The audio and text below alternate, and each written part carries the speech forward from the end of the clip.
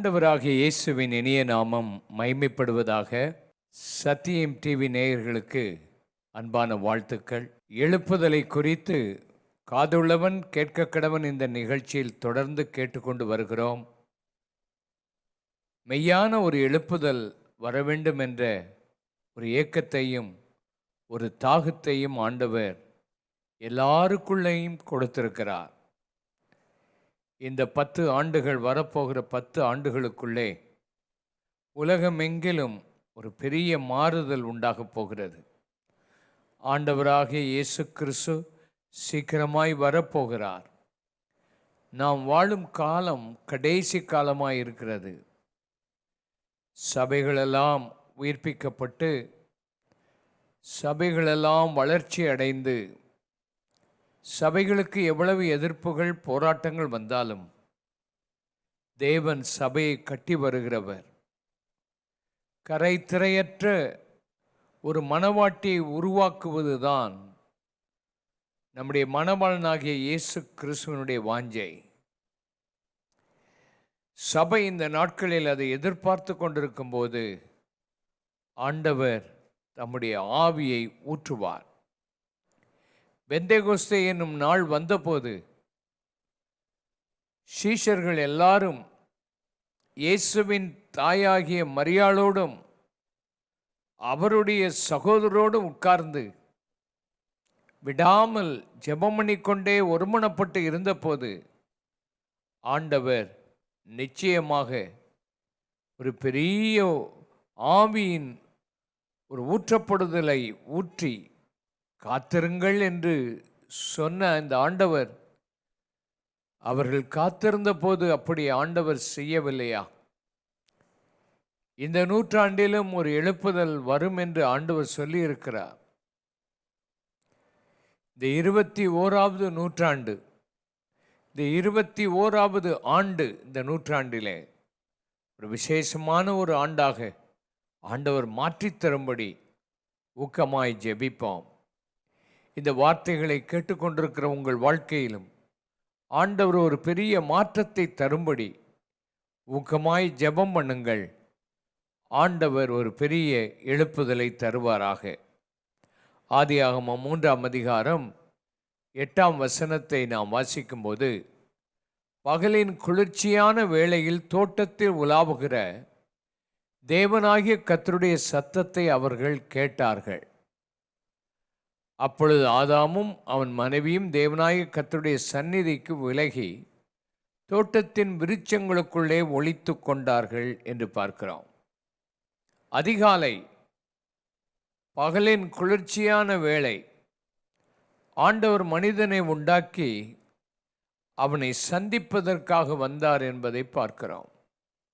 ஒரு எழுப்புதல் உண்டாக வேண்டுமானால், ஒரு பெரிய மாற்றம் நம்முடைய வாழ்க்கையில் உண்டாக வேண்டுமானால், தொடர்ச்சியாக ஆண்டவரை அதிகாலை நேரத்திலே சந்திப்பது நமக்கு ஆசீர்வாதமாக இருக்கும்.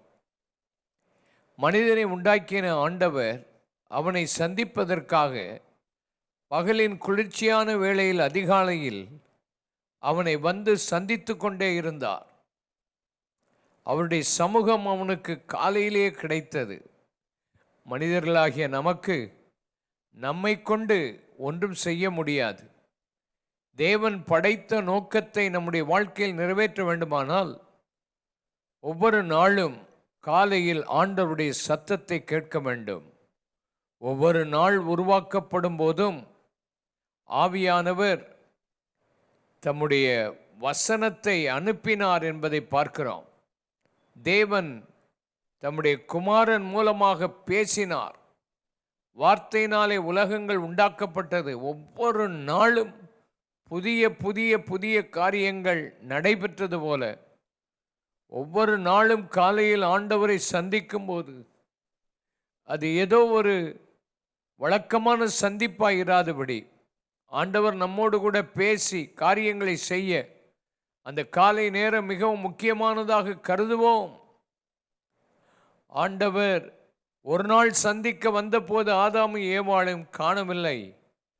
தோட்டத்திலே அவருடைய சமூகத்துக்கு விலகி ஓடிப்போய் ஒளித்து கொண்டது போல இன்றைக்கு எத்தனையோ ஊழியர்கள், எத்தனையோ மக்கள் காலையில் அவரை சந்திக்காமல் ஒளித்து கொண்டிருக்கிற நிலைமையில் இருப்பதினாலே ஆண்டவர் செய்ய வேண்டிய அநேக புதிய காரியங்கள் வாழ்க்கையில் நடைபெறாமல் இருக்கிறது, சபையிலே நடைபெறாமல் இருக்கிறது.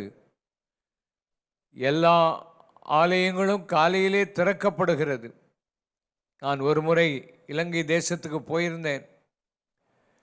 ஒரு இடத்தில் தங்கியிருக்கும் போது காலையில் எழும்பி ஜெபிப்பதற்காக ஆயத்தப்பட்ட போது காலையில் மற்ற கோயில்களிலிருந்தெல்லாம் சத்தம் வருகிறது. புத்த கோயில்களிலிருந்து பாடல்கள் வருகிறது, இந்து கோயில்கள் இருந்தது, அங்கிருந்து பாடல்கள் வந்து கொண்டிருக்கிறது. முஸ்லீம்கள் காலையில் எழும்பி பாடுகிறார்கள், ஓதுகிறார்கள். அப்போ நான் ஜன்னலை திறந்து ஒரு கிறிஸ்துவ ஆலயம் பக்கத்தில் எதுவும் இருக்குதா, எங்கேயாவது ஜெபம் நடக்குதா என்று சுற்றி பார்த்தேன். ஒரு கத்தோலிக்க கோயில் அங்கே இருந்தது. அது இருட்டடைந்து அப்படியே மூடி கிடக்கிறது. காலையில் ஒருவரும் அங்கு போகவில்லை, ஒரு சத்தமும் கேட்கவில்லை. மற்ற எல்லா இடங்களிலும் காலையில் எல்லா கோயில்களெல்லாம் திறந்திருக்கும் போது கிறிஸ்தவ ஆலயங்கள் மூடி கிடக்கிற நிலைமையில் இருக்குமானால் எழுப்புதல் எங்கே இருந்து வரும்? ஆண்டவரே, எங்கள் சபைகளெல்லாம் காலையில் எழும்பி கர்த்தரை நோக்கி ஜெபிக்கிற ஒரு சபையாக மாறட்டும். ஊழியர்களெல்லாம் காலையிலே எழும்பி தேவனை தேடுகிற ஒரு நேரமாக அமையட்டும். கர்த்தர் அந்த நேரத்தை நம்மை சந்திக்கிற ஒரு நேரமாக ஆண்டவர் மாற்றுவாராக. ஆதியாகமத்தின் புஸ்தகம் 19ஆம் அதிகாரம் 27ஆம் வசனத்தை பார்ப்போம். விடியற்காலத்தில் ஆபிரகாம் எழுந்து தான் கர்த்தருக்கு முன்பாக நின்ற இடத்துக்கு போய் என்று எழுதப்பட்டிருக்கிறது. ஆபிரகாம் காலையிலே எழும்பி கர்த்தரை சந்தித்த ஒரு இடம் என்று பார்க்கிறோம். ஆபிரகாம் கர்த்தருக்கு முன்பாக நின்று கொண்டிருந்தான் என்ற வசனத்தை நீங்கள் ஆதியாகமம் 18ஆம் அதிகாரத்தில் வாசிக்க முடியும். கர்த்தரண்டை நெருங்கி வந்தான் என்று அதே அதிகாரத்தில் நாம் பார்க்க முடியும். தேவனோடு கூட நின்று பல மணி நேரம் அவன் ஆண்டவரை நோக்கி போராடி ஜெபித்து கொண்டே இருக்கிறான். சோதோம் குமாரா பட்டணம் அழிக்கப்படாதபடி அங்கு நீதிமான்கள் இருந்தால் நீர் அழிப்பீரோ என்று தன்னுடைய உள்ளத்தின் ஆழத்திலிருந்து அவன் ஜெபம் பண்ணி கொண்டே இருக்கிறான். எப்பொழுது ஜெபம் பண்ணினான் என்பதை நாம் இப்பொழுது வாசித்தோம். காலையில் எழும்பி கர்த்தருடைய சன்னிதானத்தில் அவன் நின்று கொண்டிருந்தான். இன்றைக்கு காலையில் எழும்பி கர்த்தருடைய சன்னிதானத்தில் நின்று பரிந்து பேசும் ஒரு ஜெபத்தை எழுப்புதலுக்காக பண்ணுவோமே ஆனால் ஆண்டவர் நம் வாழ்க்கையிலும் நம்முடைய குடும்பத்திலும் சபையிலும் பட்டணத்திலும் தேசத்திலும் உலகமெங்கிலும் தேவனுடைய சபைகள், தேவனுடைய ஊழியர்கள் எழும்பி ஆண்டவரோடு போராடி கொண்டிருக்கிற ஒரு சமயம் நமக்கு மிகவும் அவசியம் என்பதை பார்க்கிறோம். அதிகாலை நேரத்தை விட்டுவிட்டால், அதிகாலையில்தான் வானத்திலிருந்து அப்பம் விழுந்தது, கொஞ்சம் பிந்தி போய் அந்த அப்பத்தை தேடுவார்கள், ஆனால் அது வெயிலிலே உருகி போய்விடும். இன்றைக்கு அநேகர் காலையிலே ஆண்டவருடைய சமூகத்தில் நேரத்தை செலவழிக்காததினாலே அதற்கு பின்பு அவர்கள் தேட ஆரம்பிக்கும் போது பல வேலைகள், பல மனிதர்கள், பல ஃபோன்கள், பலவிதமான காரியங்கள் உன் மனதை ஆட்கொண்டு விடுகிறது. காலையிலேயே முதல் நேரத்தை ஆண்டவருக்கு கொடுத்து ஆண்டவர் ஒரு எழுப்புதலை கொண்டு வர ஆண்டவர் நமக்கு உதவி செய்வாராக. தாவீது தன்னுடைய சங்கீத புஸ்தகத்தில் எழுதுகிறதை பாருங்கள். சங்கீதம் 63 1, 2, 3ஆம் வசனங்களை வாசிக்கும் போது, தேவனே நீர் என்னுடைய தேவன், அதிகாலமே உம்மை தேடுகிறேன், வறண்டதும் விடாய்த்ததுமான தண்ணீரற்றதுமான நிலத்தில் என் ஆத்துமா உண்மையில் தாகமாயிருக்கிறது, என் மாம்சம் வாஞ்சிக்கிறது என்று சொல்லுகிறான். இப்படியே பரிசுத்த ஸ்தலத்தில் உம்மை பார்க்க ஆசையாயிருந்து உமது வல்லமையும் உமது மகிமையும் கண்டேன். இதை நாம் பார்க்கும்போது தாவீது அதிகாலமே ஆண்டவரை தேடுகிறான். வறண்டதும் விடாய்த்ததுமான அந்த நிலத்தில் தன் ஆத்துமா எப்படி ஆண்டவர் மேலே வாஞ்சியாயிருக்கிறது. இந்த மாம்சம் எப்படி அவன் ஆண்டவரை வாஞ்சிக்கிறான். இந்த நாட்களில் அநேக மக்கள் ஸ்போர்ட்ஸை பார்க்கணும், தாங்கள் விரும்புகிற ஒரு ஸ்போர்ட்ஸ், அது யாராவது விளையாடுவார்களே ஆனால் அதை பார்க்கணும், அல்லாவிட்டால் தாங்கள் விரும்புகிற சீரியல்ஸ் படங்கள் பார்க்கணும், அல்லாவிட்டால் டிவியில் வருகிற அந்த நியூஸை பார்க்கணும், என்ன நியூஸ் என்று பார்க்கணும், இதை பார்க்கணும், ஃபோனில் என்னெல்லாம் செய்தி வந்திருக்குது, யாரை பற்றியெல்லாம் போட்டிருக்கிறாங்க, இதெல்லாம் பார்க்கறதுக்கு மனிதனுக்கு ஆசை, மாம்சம் அதை தேடிக்கொண்டிருக்கிறது. ஆனால் நம்முடைய மாம்சம், நம்முடைய ஆத்மா, நம்முடைய மனது, நம்முடைய ஆவி, நம்முடைய சித்தம், நம்முடைய சரீரம், ஒவ்வொன்றும் நம்முடைய ஆண்டவர் மேலே தாகமாக இருக்கணும். கைவேற்றி, ஆண்டவரே, இந்த வார்த்தையை கேட்டுக்கொண்டிருக்கிற நீங்கள் கொஞ்சம் கைவேற்றி ஜெபம் பண்ணுங்கள். ஆண்டவரே, இந்த தாகம், இந்த வாஞ்சை என் உள்ளிந்திரியங்களிலே உண்டாகட்டும். அப்பா, நான் உம்மை காணணும், உம்முடைய வல்லமையை நான் பார்க்கணும், உம்முடைய மகிமையை நான் பார்க்கணும், நான் கண்டேன் என்று சொல்லத்தக்கதாக அந்த எழுப்புதலின் ஆவியை இந்த நாளிலே நீர் ஊற்றும்படி நாங்கள் ஜெபிக்கிறோம். 5ஆம் அதிகாரம் 3ஆம் வசனத்தை நாம் பார்க்கும்போது, கர்த்தாவே, காலையிலே என் சத்தத்தை கேட்டருளுவீர், காலையில் உமக்கு நேரே வந்து ஆயத்தமாகி காத்திருப்பேன். சங்கீதக்காரன், காலையில் என் சத்தத்தை நீர் கேளும், காலையில் நான் ஆயத்தமாகி உமக்காக வந்து காத்திருப்பேன். கர்த்தர் வருவார். கர்த்தர் ஒவ்வொரு நாளும் தம்முடைய பிள்ளைகள் தேட வேண்டும் என்று ஒவ்வொரு நாளுக்கும் உனக்கு வேண்டிய கிருபையை காலையிலே கொடுக்க, இரக்கத்தை கொடுக்க அவர் ஆவலோடு கூட காத்திருக்கிறார். ஆவலோடு ஆண்டவரை தேடுகிற அந்த கிருபையை கர்த்தர் சங்கீதக்காரனுக்கு கொடுத்தது போல உங்கள் வாழ்க்கையில் உங்கள் சத்தம் காலையிலே ஆண்டவருக்கு கேட்கட்டும். உங்களுடைய முகத்தை திருப்பி ஆண்டவருக்கு நேராக ஆயத்தமாகி வரும்போது அவர் உங்களை சந்திக்கிற ஒரு அருமையான நேரத்தை கர்த்தர் தருவாராக. தேவன் அதிகாலையை பற்றி என்ன சொல்லுகிறார் அவருடைய வேதத்திலே வாசிக்கலாம். நீதிமொழிகள் 8ஆம் அதிகாரம் 17-18 வாசிப்போம்.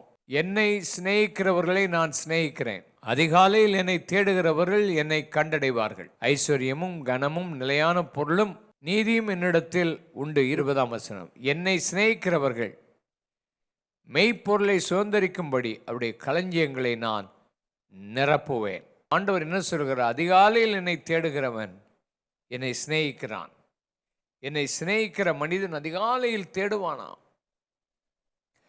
ஆண்டவரை அதிகாலையில் தேடுவதின் ரகசியமே அவரை உண்மையாய் நேசிப்போமே. ஆனால் உலகத்தில் முதல் ஆள் சந்திப்பதே நம்முடைய ஆண்டவரைத்தான் நம்ம சந்திக்கணும்.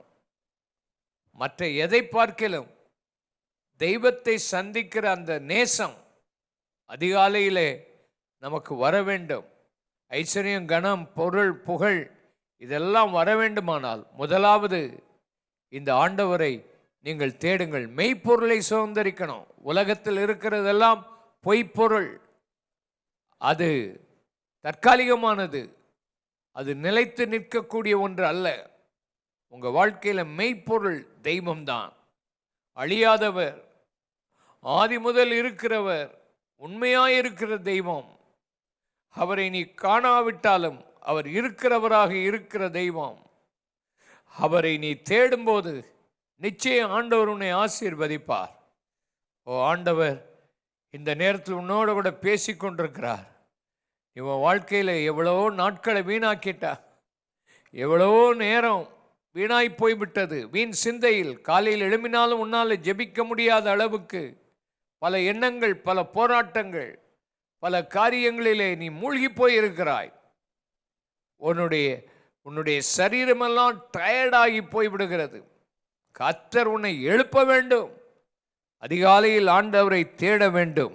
ஏசாயா தீர்க்கதரிசியின் புஸ்தகம் 50ஆம் அதிகாரம் 4ஆம் வசனம் 5ஆம் வசனத்தை வாசிக்கும்போது, இளைப்படைந்தவனுக்கு சமயத்துக்கேற்ற வார்த்தை சொல்ல நான் அறியும்படிக்கு கர்த்தராகி ஆண்டவர் எனக்கு கல்விமானி நாவை தந்துருளினார். காலைதோறும் என்னை எழுப்புகிறார். கற்றுக்கொள்கிறவர்களைப் போல நான் கேட்கும்படி என் செவியை கவனிக்கச் செய்கிறார் என்று எழுதப்பட்டிருக்கிறது. கர்த்தராகிய ஆண்டவர் என் செவியை திறந்தார், நான் எதிர்க்கவும் இல்லை, நான் பின்வாங்கவும் இல்லை. ஆண்டவராகிய இயேசு கிறிஸ்துவை பற்றிய தீர்க்க தரிசனமான வசனம் இந்த ஏசாயா தீர்க்க தரிசன புஸ்தகத்தில் எழுதப்பட்டிருக்கிறதை பார்க்கிறோம்.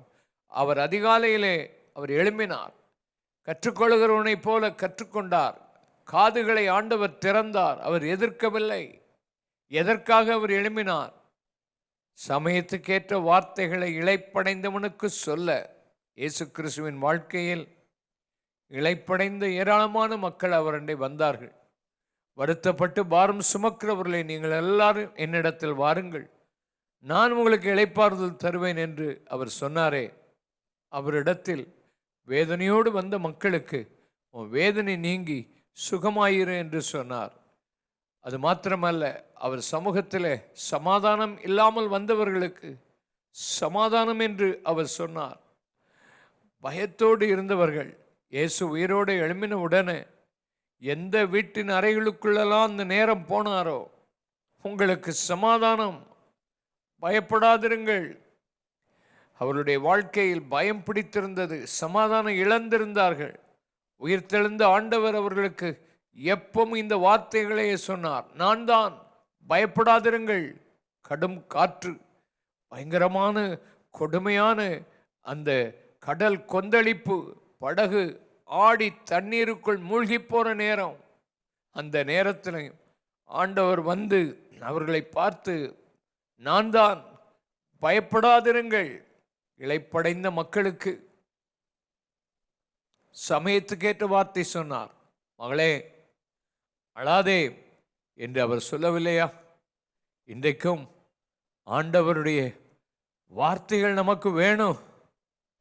இளைப்படைந்த மக்களுக்கு சரியான வார்த்தைகளை சொல்லத்தான் இன்றைக்கு மக்கள் இல்லை. உன் குடும்பத்தில் உன்னை பல விதத்தில் பலரும் பல வார்த்தைகளை பேசி உன்னை வேதனைப்படுத்தி வைத்திருப்பார்கள். ஆனால் ஆண்டவர் சமூகத்துக்கு வா, உனக்கு ஆண்டவர் இளைப்படைந்த உனக்கு ஒரு சமயத்துக்கு ஏற்ற வார்த்தை சொல்ல அவர் கல்விமானி நாவை உனக்கு தந்து உன்னை ஆசீர்வதிப்பார் என்பதை பார்க்கிறோம். மார்க் எழுதின சுவிசேஷம் 1ஆம் அதிகாரம் 35ஆம் வசனத்தை நாம் பார்க்கும்போது, இயேசு அவர் அதிகாலையில் இருட்டோடு எழுந்து புறப்பட்டு வனாந்தரமான ஒரு இடத்துக்கு போய் அங்கே ஜெபம் பண்ணினார்.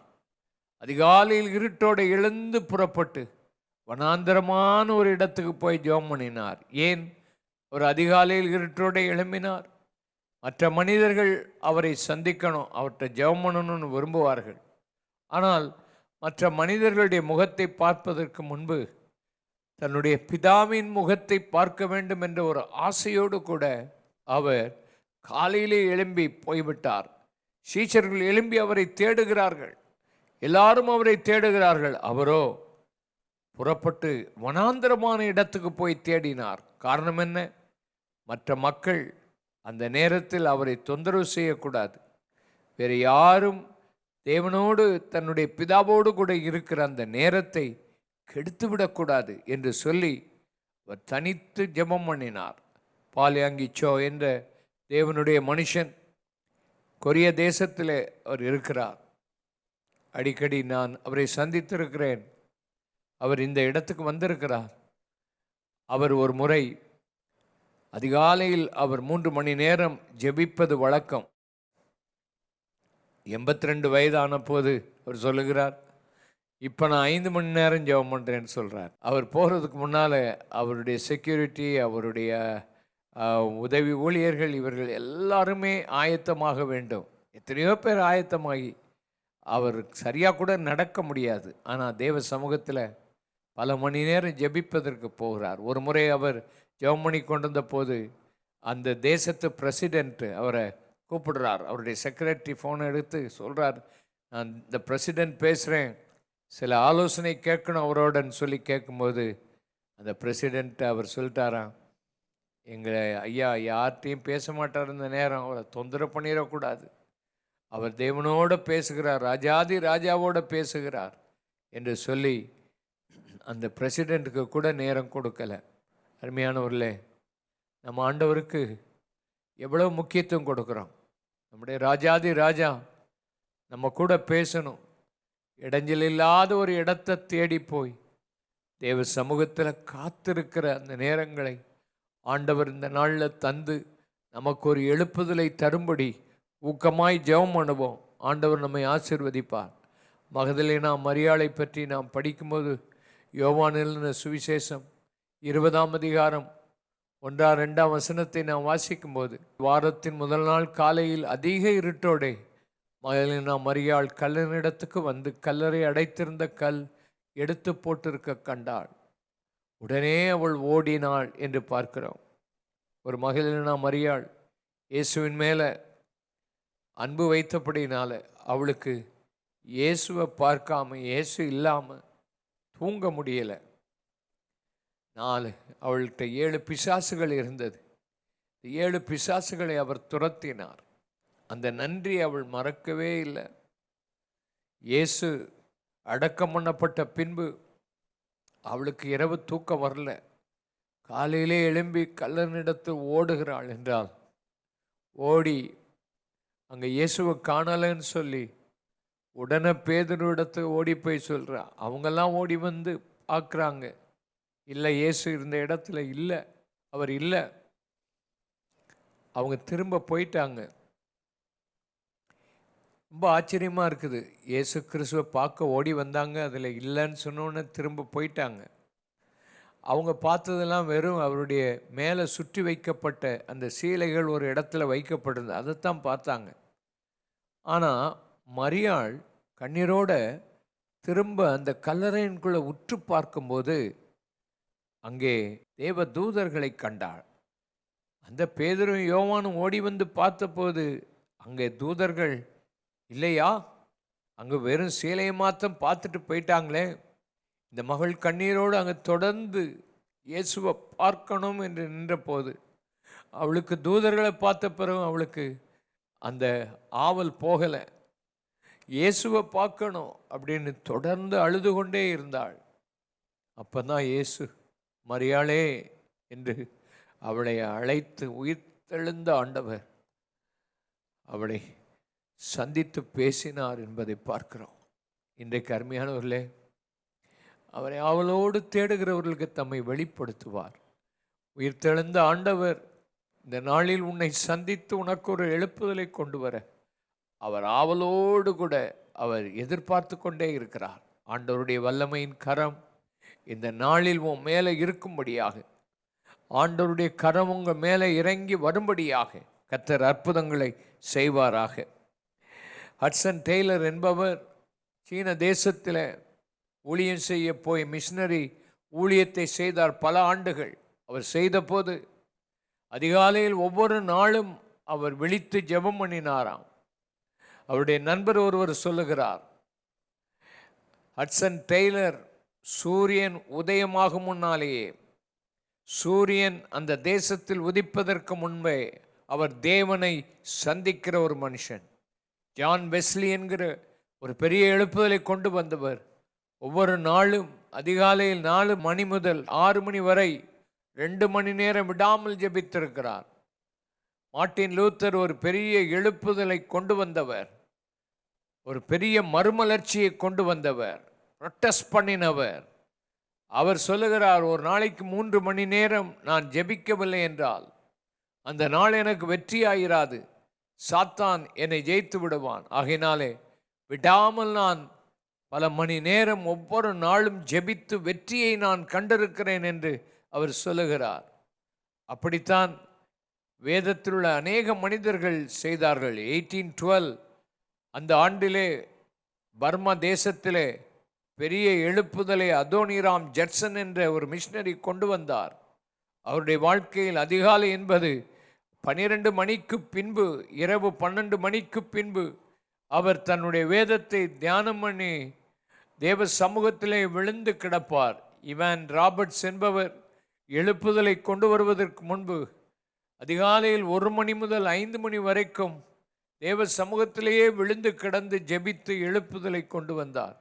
டேவிட் பிரெனார்ட் என்று சொல்லப்படுகிற ஒரு டேவிட், அது மாத்திரமல்ல பிரேயிங் ஹைட் என்று சொல்லப்படுகிற இவர்கள் எல்லாருமே ஒரு பெரிய எழுப்புதலை கொண்டு வந்தவர்கள் அத்தனை பேருமே அதிகாலையில் ஆண்டவருடைய சன்னிதானத்திலே ஜெபம் பண்ணினார்கள். உங்கள் வாழ்க்கையிலேயும் இப்படிப்பட்ட தாசர்கள் நமக்கு நல்ல மாதிரியாக இருக்கிறார்கள். கை உயர்த்தி, ஆண்டவரே, இந்த நாளிலே இந்தியாவில் எழுப்புதல் வேண்டும். இந்தியாவில் உள்ள எல்லா ஊழியர்களும் அதிகாலையில் உம்மை தேட, எல்லா சபைகளும் அதிகாலையிலே உம்மை தேட, இந்த அதிகாலை நேரத்தை எங்களுக்கு விசேஷமான நேரமாக மாற்றி கொடுப்பீராக. ஏசாயா 26:9. ஏசாயா 26:9 வாசிக்கும் போது, என் ஆத்துமா இரவிலே உம்மை வாஞ்சிக்கிறது, எனக்குள் இருக்கிற என் ஆவியால் அதிகாலையில் உம்மை தேடுகிறேன். உம்முடைய நியாய தீர்ப்புகள் பூமியிலே நடக்கும்போது பூச்சக்கரத்து குடிகள் நீதியை கற்றுக்கொள்வார்கள். என் ஆவியால் அதிகாலையில் உம்மை தேடுகிறேன், இரவிலும் ஆண்டவரே என் ஆத்துமா உம்மை வாஞ்சிக்கிறது என்ற வசனத்தை நாம் பார்க்கிறோம். கைவேத்தி, இரவிலே என் ஆத்துமா உம்மை வாஞ்சிக்கட்டும், என் ஆவி அதிகாலையிலே உம்மை தேடட்டும் ஆண்டவரே. உம்முடைய நியாய தீர்ப்புகள் நடைபெறுவதற்காக இருக்கட்டும் ஆண்டவரே. யோபு 38:12-13 வாசிக்கும் போது, துஷ்டர்கள் பூமியிலிருந்து உதறி போடப்படும்படிக்கு அதன் கடையாந்தரங்களை பிடிக்கும் பொருட்டு உன் ஜீவ காலத்தில் எப்போதாவது நீ விடிய காலத்துக்கு கட்டளை கொடுத்து அருணோதயத்துக்கு உன் இடத்தை காண்பித்தது உண்டோ என்று ஆண்டவர் யோபை பார்த்து கேட்கிறார். துன்மார்க்கர்கள் இந்த உலகத்தை அவர்கள் பிடித்து கொண்டிருக்கும் போது அவர்களை உதறி போட அதிகாலையிலே நீ கட்டளை கொடுக்க முடியுமா? நீ அருணோதயத்துக்கு கட்டளை கொடுக்க முடியுமா? இந்த உலகத்தில் உள்ள இருளின் அதிகாரத்தை கொண்ட பொல்லாத மனுஷர்கள் இந்த உலகத்திலே எத்தனையோ பில்லி சூனியங்களையும் மந்திரங்களையும் பலவிதமான இருளின் அதிகாரங்களை இந்த உலகத்தில் அவர்கள் காலை நேரத்திலும் இரவு நேரங்களிலும் செய்யும்போது அந்த துன்மார்க்கர்களை உதறி போட, நீ எதை கட்டுகிறாயோ அதை நீ கட்டுவாய், எதை கட்டவிழ்ப்பாயோ நீ கட்டவிழ்ப்பாய். சோம்பேறித்தனத்தின் ஆவியை கர்த்தர் மாற்றி, இன்னும் கொஞ்சம் தூங்கட்டும் உறங்கட்டும் என்று சொல்லுகிற ஆவியை கர்த்தர் மாற்றி, கைகளை உயர்த்தி, ஆண்டவரே உம்மை நோக்கி நாங்கள் இந்த வேளையில் ஜெபம் பண்ணுகிறோம். எங்கள் எல்லாருடைய ஆவியிலேயும் காலையில் உம்மை தேட, முதலாவது உம்மை தேட ஆதியில் கொண்டிருந்த அன்பை நீ விட்டுவிட்டாயோ? அன்றைக்கு ஜெபித்த அந்த நாட்கள் இன்றைக்கு போய்விட்டதோ? ஆண்டவர் மறுபடியும் உன்னை தட்டி எழுப்புவாராக. குறித்த ஜாமத்துக்கு முன்னமே எழும்பி உம்மை வாஞ்சியோடு தேடுகிற ஒரு ஆவியை இந்த நாளிலே கட்டளையிட்டு உம்முடைய பிள்ளைகளை ஆசீர்வதியும். ஒவ்வொரு சபைகளை நீர் எழுப்பிவிடும், ஒவ்வொரு ஊழியர்களை எழுப்பிவிடும். இந்தியாவில் ஒரு எழுப்புதல் உண்டாக நாங்கள் அனைவரும் ஜெபிக்கிறோம். இந்த வார்த்தையை கேட்கிற ஒவ்வொருவருக்குள்ளும் ஒரு மாற்றத்தை கொண்டு வரும். உம்முடைய நாமத்தை மகிமைப்படுத்தும். இயேசுவின் இனிய நாமத்தில் ஜெபிக்கிறோம் அருமை பிதாவே, ஆமேன், ஆமேன். கர்த்தர் உங்களை ஆசீர்வதிப்பாராக. தொடர்ந்து இந்த வார்த்தைகளை காதுள்ளவன் கேட்க கடவன் இந்த நிகழ்ச்சியில் கேளுங்கள், மற்றவர்களுக்கும் அறிமுகப்படுத்துங்கள். ஒரு எழுப்புதலை காணும் வரைக்கும் நாம் விட வேண்டாம். ஆண்டவர் தாமே இந்த வார்த்தைகளை ஆசீர்வதிப்பாராக. ஆமேன்.